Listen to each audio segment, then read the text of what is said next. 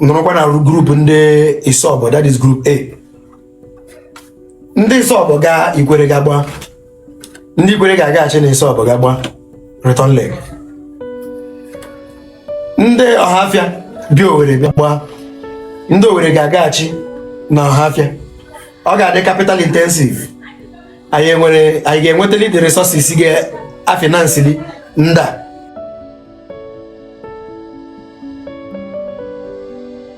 Soccer competitions, league competitions.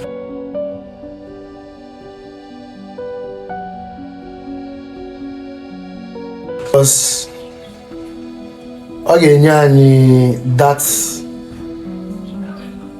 unifying strength. Let's say Ikwere team na Ngwa team, Nsukka na Ọhafịa na group A, Ọka, Oru, Eka na Eza in group B.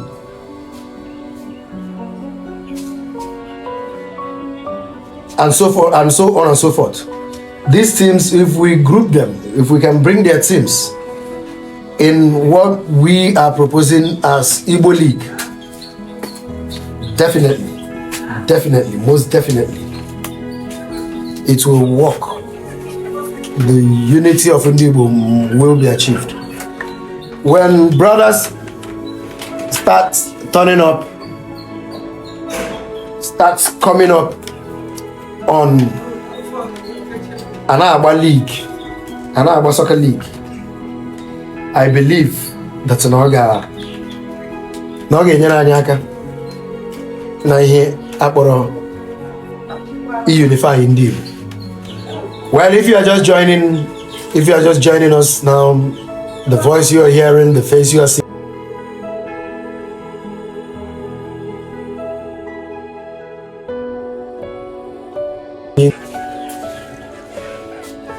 anyanwụ nke Igbo niile, the unify Igbo's culture and sports. What is the sports that people likes very well? Soccer, football.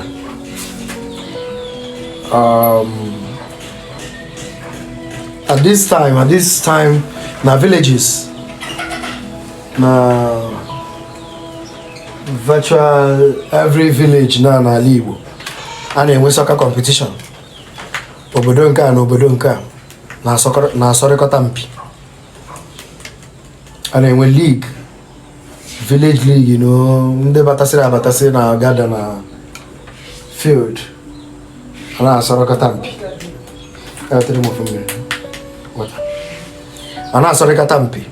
That is football. So, and I believe that if we introduce soccer competitions, league competitions,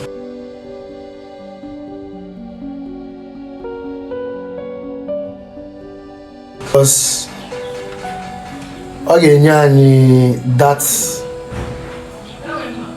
unifying strength. Let's say Ikwere team na Ngwa team, Nsukka na Ọhafịa na group A, Ọka, Oru, Eka na Eza in group B.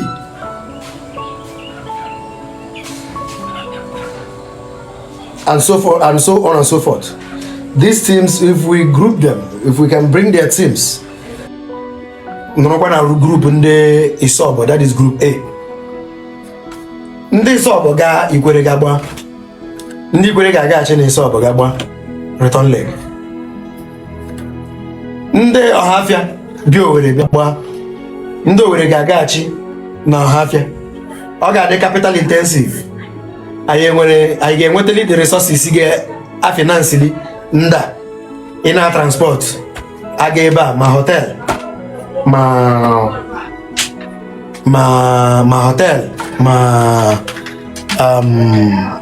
ihe na ihe both the facility aga contain ya onye a ga-consider na ihe gbasara Igbo League na akpọ ya Igbo Cup a ga-group lia group O from group A to maybe group F or group ebe ọbụla group tere ya ole ọbụla ọwụ enwere ike asị ngwa na a na-agba ya na onye ọbụla nwere opinion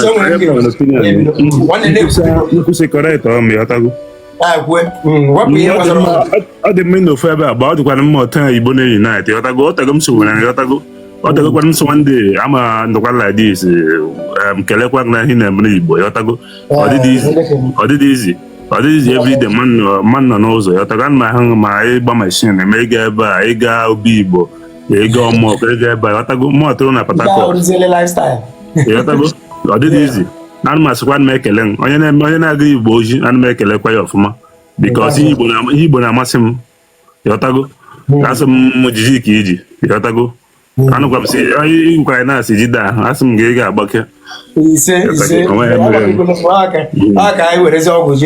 mgbe ị ga-agbake onye bịara enwedị ihe a ga-eme ala Igbo ga-echewe ọgọ n'olu Igbo ka ha dị united. I was even surprised like all of them na-ekwu na inwecha ndị Igbo nọcha na gị with all this otu isi aga ije I bịazie dị aware na all those things dịcha so ihe na-eme ahụ maka jide ka iji so gbasatara bọọlụ a chọrọ ịgba dịtị mgbe ezigbo ihe maka na bọọlụ so n'ihe na-unite the whole world of bọọlụ iji nweta ndị mmadụ so ọ ga-amasịkwa na-agba ya home by home agba na homonda agbakwa na homonda ọma mbụ one particular place a ga na-agba ya so o mekwu ka ndị mmadụ dị aware ife a na-eme gosi bịa sị ndị ka kafa bịa Ọnịcha bịa gbaa bọọlụ fa ga-ewere ya ndị na-afụzi ndị Ọnịcha sị ndị mbụ ndị isi to them mana a na-agba ya home by home ma everybody adị isokwa n'ihe a na-arụ so ọ dị mma ọfụma ana m ga-like gwa ka play tinye akaụntụ unu because m na-achọba akaụntụ m ga na-esi ya support unu avụrọ m so ị ga-etinye akaụntụ onye gwa nke onwe ọ na-etinyekwu because ihe a na-eme bụ ihe ego bụkwara ihe ije ụkwụ so ọ maka ekene m unu biko na ụlọ akọrọ m n'onu udo nwanne m onye aka eze n'abalị abatara m from Isobo yesterday but anyị kwutere okwu mgbe m nọ na Ebonyi na Abakaliki arịrị okwu because onwe ihe a chọrọ ịga mee n'aka eze onwe ya chọrọ ịga mee n'aka eze but onwe ihe m ga-eme announce ya anyị kwutere okwu ebe a ka m ji nwewe idea maka aka eze mana ọ ga-adị na mgbe ọzọ ka anyị aga m abịaghachikwa na otu a ga-esi hazie ya wụ asọrọmpi mana ka anyị bụ ụzọ nụkwa from nwanne m aha